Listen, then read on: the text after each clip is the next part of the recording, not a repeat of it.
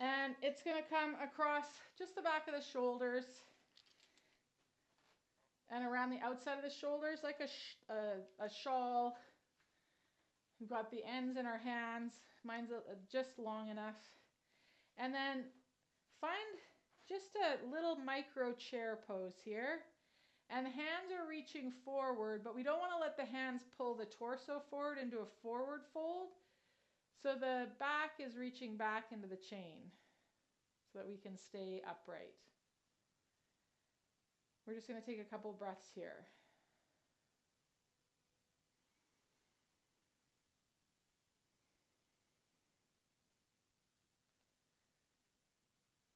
Okay, maybe we work and we stay in that micro chair on one leg, fold the other leg up to tree.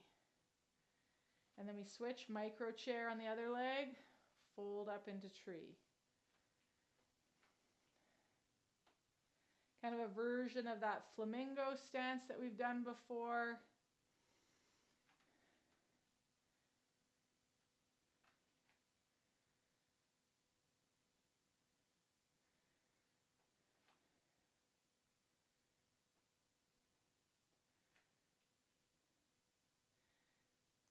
Okay, stay in that micro little chair. We're going to bring the chain up to the beak of the back of the head this time. You might do a loop around the hands. Depending on the length of your chain, you might not. Okay, so now we've got the beak of the back of the head. I'm going to stay long. Beak of the back of the head into that chain. Same thing, micro chair, little tree pose. Micro chair, little tree pose. Micro chair, little tree pose.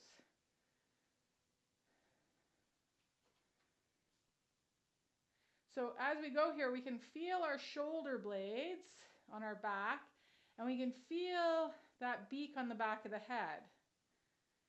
Okay, when the chain is around our shoulders here, we can feel kind of that the shoulder blades differently and that space between the shoulder blades. So we're going to set the chain down, and we're going to come back to the wall and our spin on the wall and bring in this awareness of the beak of the back of our head. So as I go and I still work those things I was working last time, if I work that beak of the back of the head, how that helps lift parts of me as I go through that spin, how that helps unweight parts of me. So as I come here, I'm thinking beak of the back of the head, beak of the back of the head. That helps lift me as I come around. Yeah?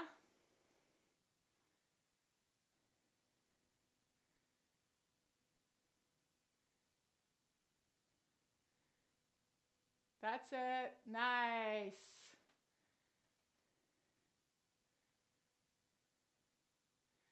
Yes, nice, nice, nice, nice, nice. Can you feel the difference when we add that beak of the back of the head? It can help lift this front body as I spin through. Sometimes it helps take weight out of the hands and or the feet if we're feeling sort of like I've got more weight in one than the other. Okay? Try from the other side if you didn't. Just that sense again of coming in, how you can work that beak of the back of the head as a point of rotation and orientation.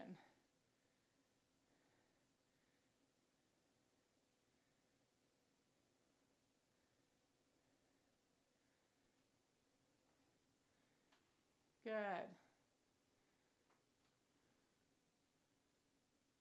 Yeah, nice, nice, nice, nice, nice, nice. Okay. So we're going to use that in a flow. Okay? So this is going to be we're going to turn sideways to the wall. That's where we're going to start our Tadasana. Maybe working biscuits underneath the feet here. Okay? Then when we're ready, hand comes to the wall. The feet start to work around. The shins start to yaw. We come over to the other side of the mat, where you're going to settle into a chair pose. Okay? Heels are light, weight is through the ball of that foot. Stay chair pose in one leg, fold the other leg up into tree. Come back down to mini chair, fold the other leg up into tree. Okay, that leg that's up in there in tree, it's going to step back so that we come into a high lunge, warrior one, legs are staggered. Find that beak at the back of the head. Find your shoulder blades. Arms reach up.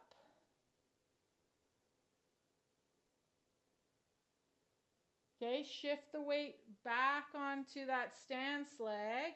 Wrap the other leg over top, cross the legs. You might hook the foot, you might not, into a variation of eagle. You can hug elbows, give yourself a hug, hook elbows and forearms. Okay, you decide. And then finding our way back into Tadasana on this side. Okay, so we're going to go through from this side back to the other side. So in Tadasana, weights in the balls of the feet. Let's inhale those arms up. Maybe the gaze follows them. Fingertips touch. Exhale. Palms going to come down to heart center. Good. Find a little mini chair here. We're going to find the wall with that hand.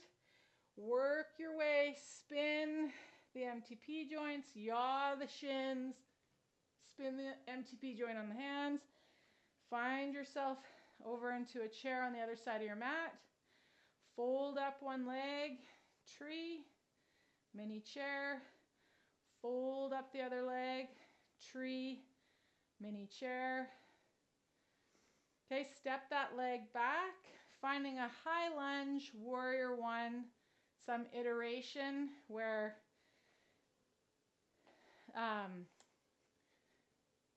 we're facing what would be the short end of the mat, but we're facing the long end of the mat because of how we're set up. Let's take those arms up. Maybe we press the palms together and bend the fingers towards the thumbs and the floor. Release the hands, shift the weight back onto that leg. You're going to cross that floating leg over. You might hook the foot on the shin. You might just keep the legs crossed. You can find a hug. Grab the elbows, interlace and lock the elbows and forearms. You decide, eagle on this side. And then coming out of it, mini chair, inhale up, find Tadasana. Palms back together. Lovely. Okay, we're going to come back down onto the ground. Roll your mat up again.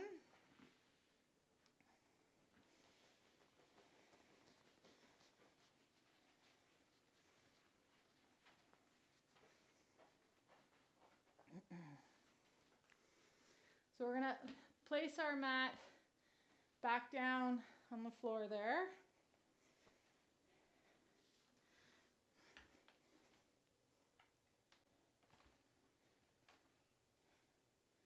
And place our shoulders on it. Okay. Again, you can start on the side if you want or on your back, but we're going to go from this head up to lifting our hips up. Head comes back and down. Hands reach down. They might find the hips. You might just keep reaching them towards your feet. Okay. And then roll out, head comes up. Okay. This next time when we come in, we're not going to reach the arms down. Okay. So this time as the hips come up, we're going to reach the hands towards the floor. So if I'm coming in on my side, hands gonna find the floor, come up through center. Hands are kind of underneath the shoulders. And I might even press into my palms a little bit and get the shoulders to unweight off the mat. But if the palms of the hands don't come to the floor, we're not going to force that. Okay?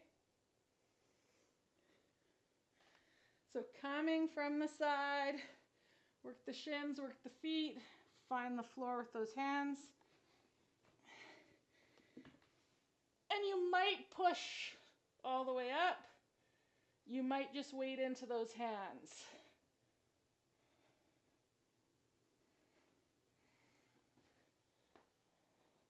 But I didn't plan to go into wheel there, but I did. Because that's just what happened. Those of you on the call, let me know where you're at and where you're getting stuck, and then we can kind of tease it apart for a couple of minutes before we do a restorative pose. Any questions, or are you good with kind of working with what you've got there? No questions. I just have to leave early. Yeah, okay. All good. Okay. So I will catch up later. Sounds good. Okay. Debbie, how about you?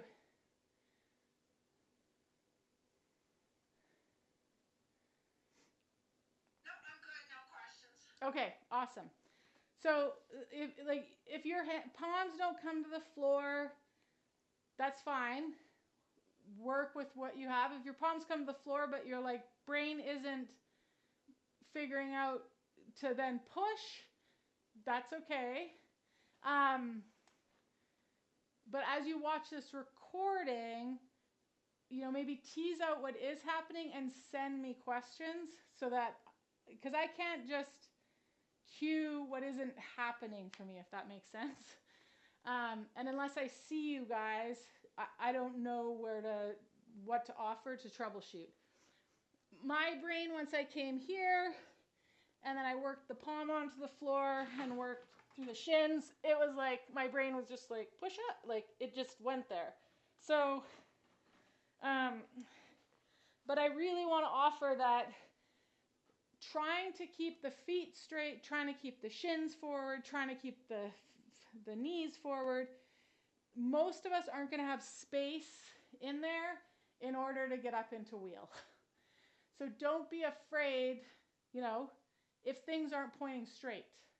You're going to have more luck probably with things yawing and spinning in different directions than being linear. Okay, so after that next one, we're going to come off. We've done lots and lots of spinal extension today. So let's bring us into a little spinal flexion. You could place this yoga mat underneath your shins, okay? I'm not gonna like it there. You could place this yoga mat behind the knees. I like it there, okay? You could place it further back on the thighs, between the shin and the thigh as well. And then we're gonna come down and onto our forearms. I'm gonna make a little nest with my hands to cradle my head. And I want to just think about curling up into a bit of a ball. So weight shifted back towards the hips and the feet. If the legs don't fold up, that's fine. We want that weight, though, distributed kind of equally between the upper body and the lower body. So if the upper body is kind of overpowering the lower body and all of our weight is dumping into our arms and our head, we want to raise up the floor in front of us and get our forearms onto something higher up so that we can get more even in that arc between our lower body and our upper body supporting us. Okay, so find that kind of half ball arc shape. I've just got my head nesting in my hands.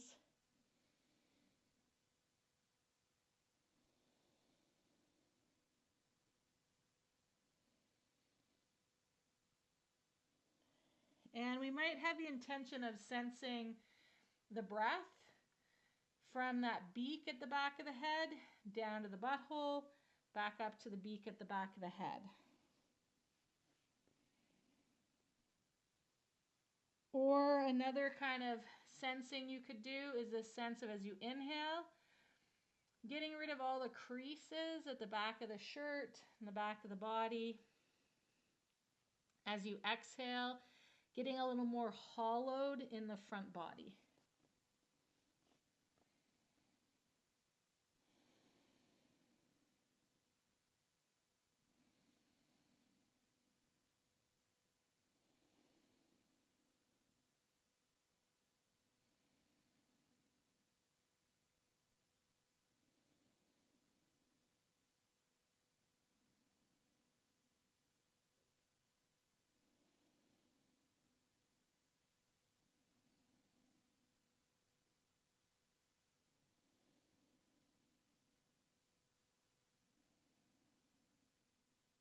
Maybe for the next few breaths, you have a sense of breathing laterally, like from side seam to side seam.